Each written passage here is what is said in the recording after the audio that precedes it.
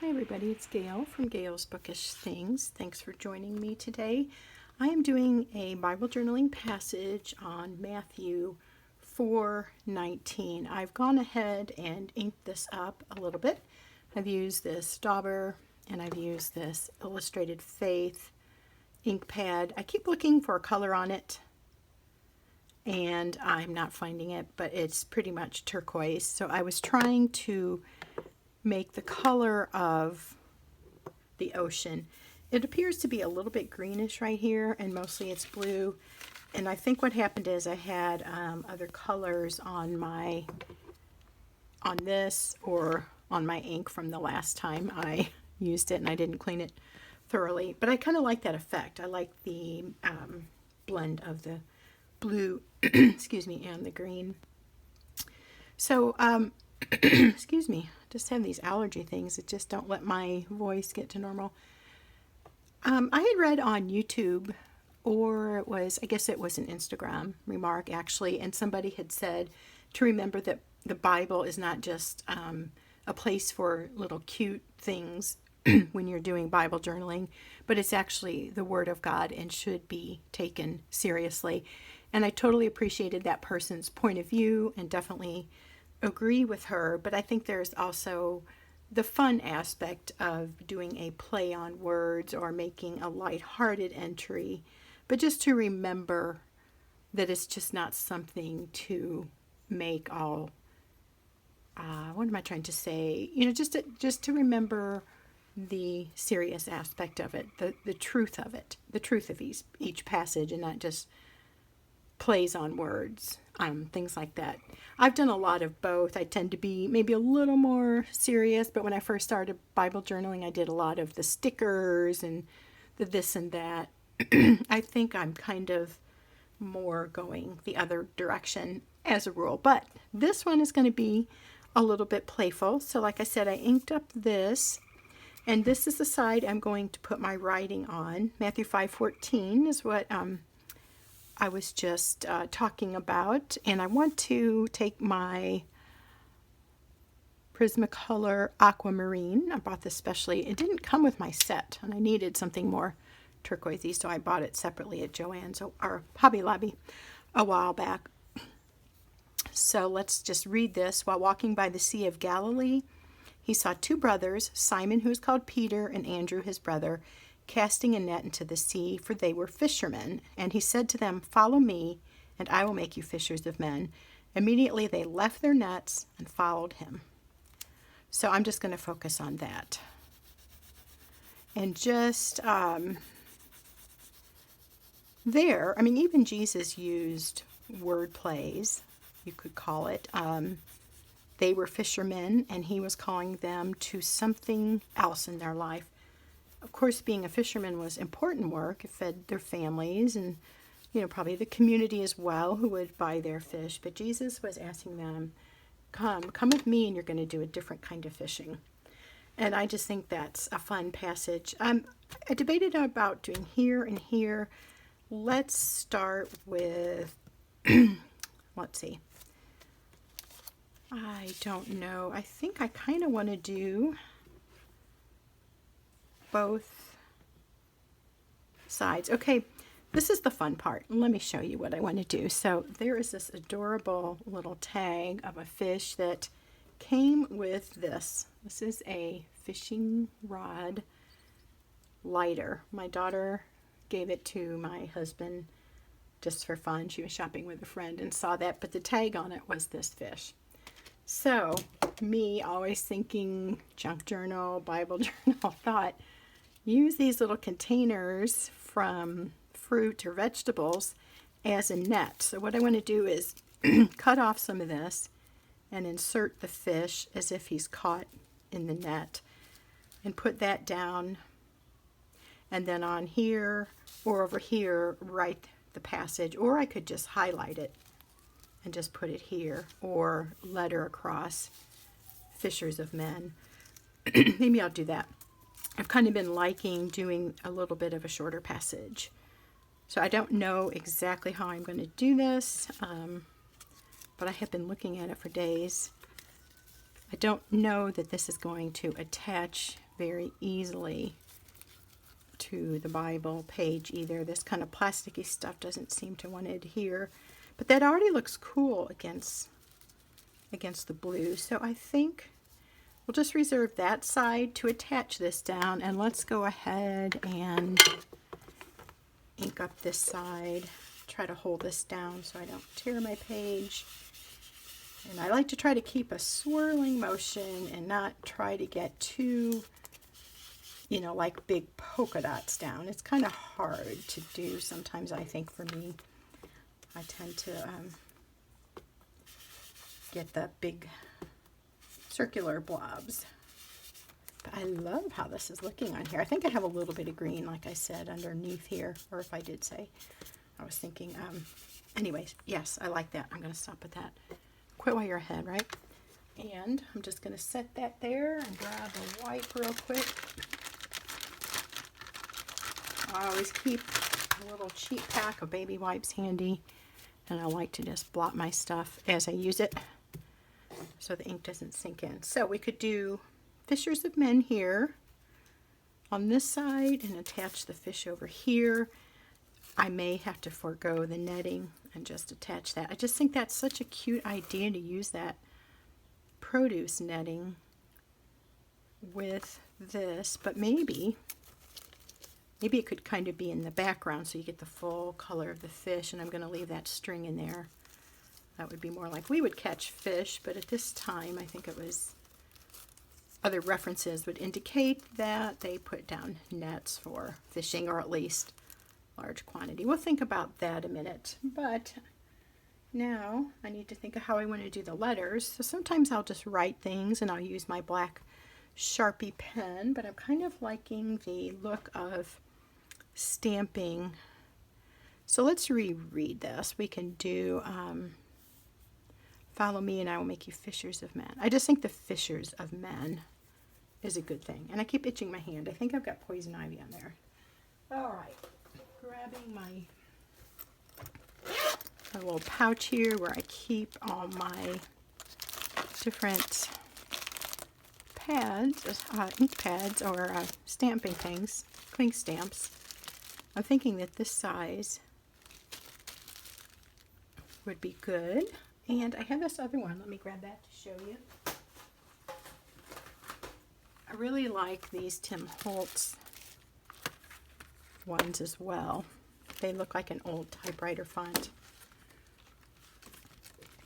And these things, this container for one, is enough to drive anybody crazy because it just keeps flopping shut. So we'll just work it like that. I think I want to use this. So now I need to decide on my ink color, and I need to get my acrylic block. I have my cart right here. Here's this. What we could do is do this darker, or I could do a green. Maybe a green would be pretty. Let me grab that. Here's my other colors. Have these little sample, I guess maybe not sample sizes, but mini sizes. And let's go with the darker green, or the peacock feathers. This is kind of my process here, just deciding which one's going to work with it. I think I want to use the blue, this blue. It's a little bit different than that. It's a little bit brighter. So get that ready, and let's go ahead and I will show you a couple stamping. I'm looking for the letter F now. You probably see it. There we go. I'll show you the first one, then I will come back on once I have my stamps on. Like I said, to keep this moving. I had mentioned in another video that these things look so neat, but man, getting them to stick sometimes is not good. See, that just slid. Makes me a little aggravated because they lose their stickiness, this particular style. And I'm trying to wet it to add some more, kind of make it where it will clean better. So what we'll do is fishers. I'm trying to think if I like break up the word fishers of men. Let's try that. There's the F. That looks really cool. And I will be right back when I have that done. Okay, there we go. I am back. So I use my acrylic block and these Tim Holtz letters. Let me show you the front of that package real quickly if you're interested. Cling foam stamps. And this is what it looks like. That's interesting. I just noticed that it says lowercase letters. I really love the look of these, and you can see that here. It's like I said, kind of like that typewriter font. What says there? Type, lower letter type. And I see that I didn't dot my I. Let me find that. Or I'll go back and do that later. There's a little tiny piece in here that's an I dot. I love that, but I have trouble sometimes with them sticking to the acrylic block. And as you can see, I had to handle them a little bit, and my fingers are now blue. Okay, but that I love. Let's see if we can just, because that's bugging me. There, that almost looks exactly how it should. We'll just leave it like that. I just have a little elastic band here that I tied that together, and I can pull those in and out quickly. Okay, I am done with the inks for now. I may go back and date stamp it in a corner, but let's think about how we want to do our little fish. I think he looks really cool against this, but I do like the idea of the net. And it's, I think you can see, I know it's a little hard, it's kind of transparent almost. If I fold it together, you can see that this is purple. If I had a brown one or something, that would be a little more realistic. But this little fish, it's more blue and orange and green. Oh, and there's the tag on the back. But I feel like on here that this color starts to look kind of purple. So I think that works okay together. So let me grab my scissors. Right here. I have two of these, so if I botch it up, we're okay. I can do it again. So now when you go to the grocery store, you'll see this and you'll think fishing net for your Bible. What if we just kind of do something like that? Or would it be better to use this end and put the fish inside of there? Maybe this, yeah, see that kind of is bulky, so I don't think that's going to be good in my Bible. I don't want this to get extremely bulky like my others. And I also thought maybe a single layer or this stretched out could look good. Yeah, I do like that better. It gives you the netting effect without kind of drowning out the fish. And can you hear the rain? I'm sure you can. I have my deck door open. Screen door is shut, but the screen's open. No, what am I trying to say? The door is open, but the screen is shut. There we go.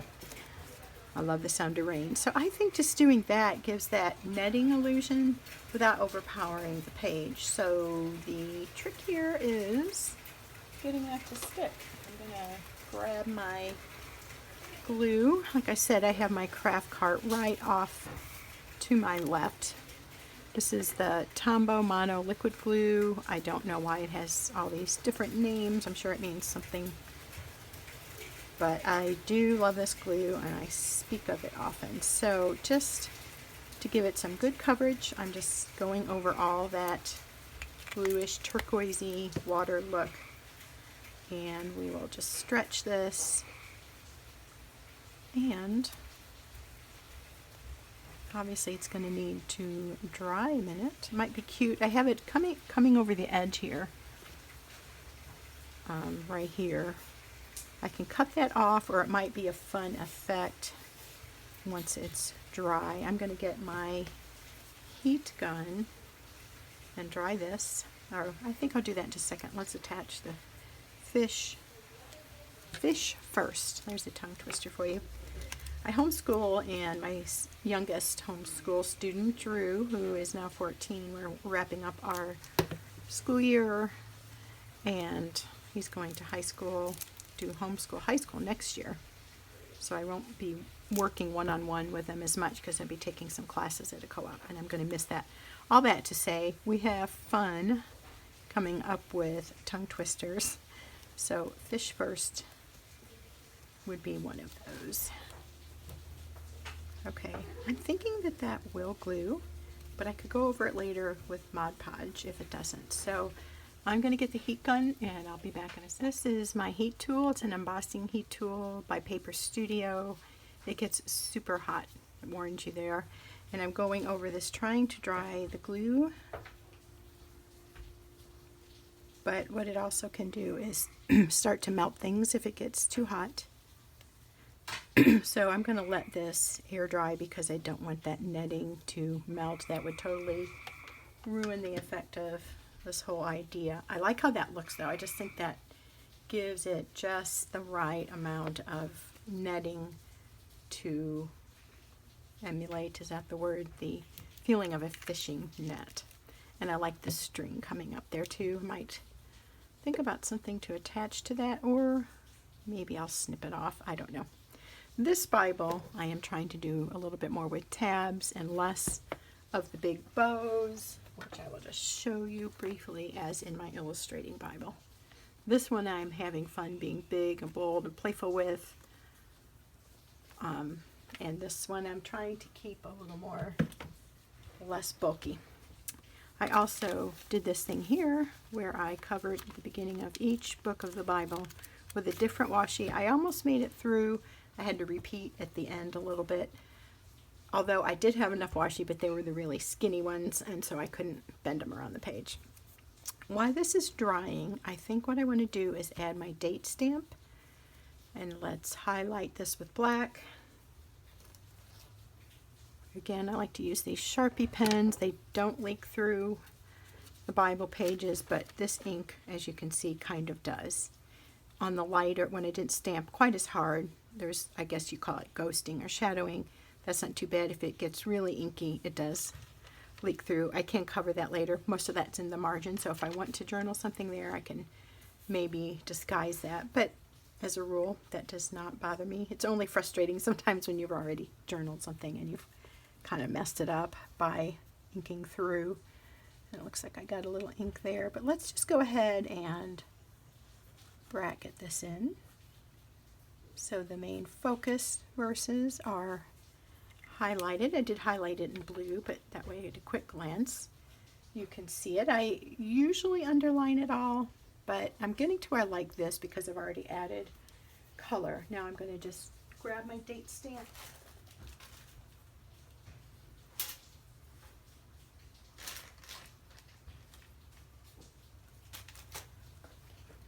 I have my big one. This is my comical thing.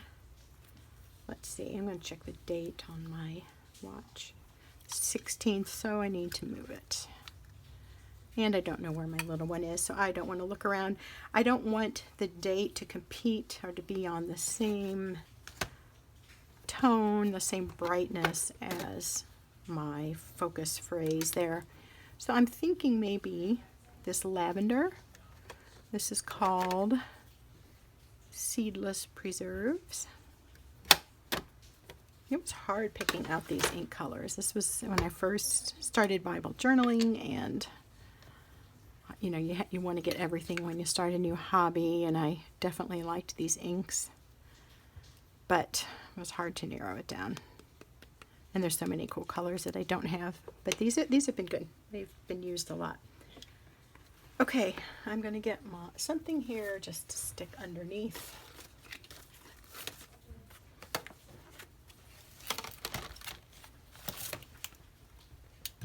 Put this under here. So I'm trying to decide if I want to date it here or over here, but I think, well, I don't know. Maybe to carry that purple across, it would be better to do it here. So let's put this under again. I have a piece of cardboard somewhere. Oh, here it is. This will work a little bit better. I'm just trying to add a little firmness underneath the page so when I stamp it, it comes out well. Sometimes I don't do a good job with that.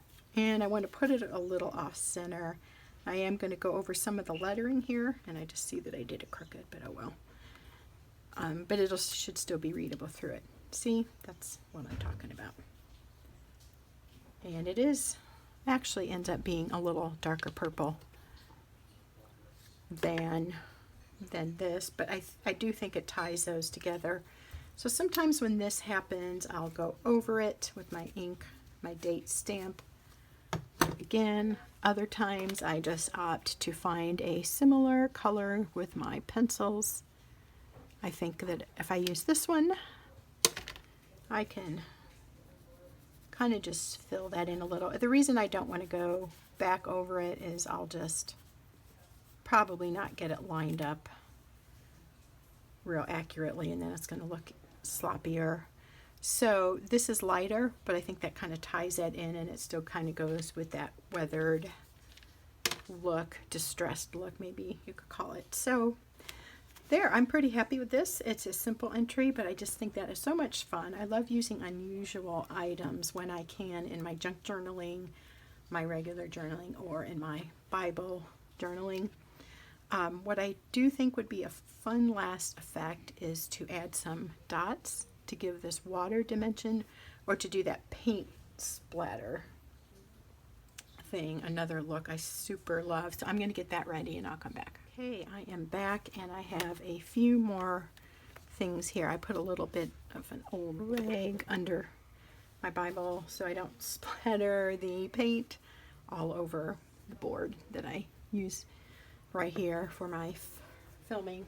I have this little set of watercolors. I can look that up. I don't remember. I don't really know what I'm doing too much with watercolor. I just like to play around with it. Another good water thing to use is these Neocolors. These go on sort of like an oil pastel, but they're water soluble, and you can get it to have a watercolor effect. I tested this on a piece of paper. You can see the splatter there. So I kind of want to do that, and I just do this. And I'm trying to give it kind of an ocean spray look. This is one of those things you can do too much because it's fun, and then afterwards you have a huge mess.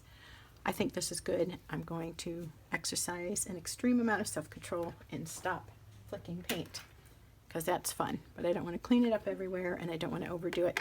So the last thing really is just to let this dry. If this fish doesn't end up sticking with the regular glue, I'm looking in my pouch here to show you what I'll use. Hang on. Sorry, here I am. This is this adhesive tape roll. I think this was from Joann's, and that Miss Sparkle stuff, and there's a lot. So I will probably adhere it with that. This has worked well for me in getting things to stick that don't want to adhere with the glue. Also, if you have a tape runner, I think that will do the trick too. So there you go. There's a hopefully brief enough process video. Fishers of men. Follow me, Jesus said, and I will make you fishers of men. So that is really a cool thing to contemplate. Playful element here, but the meaning of the words, super important as we remember what we are called to do as believers. Our life should draw people to Him. Not to be perfect, but just to focus on doing the job He has for us. So there you go. Thanks for watching, and we will see you next time. Bye.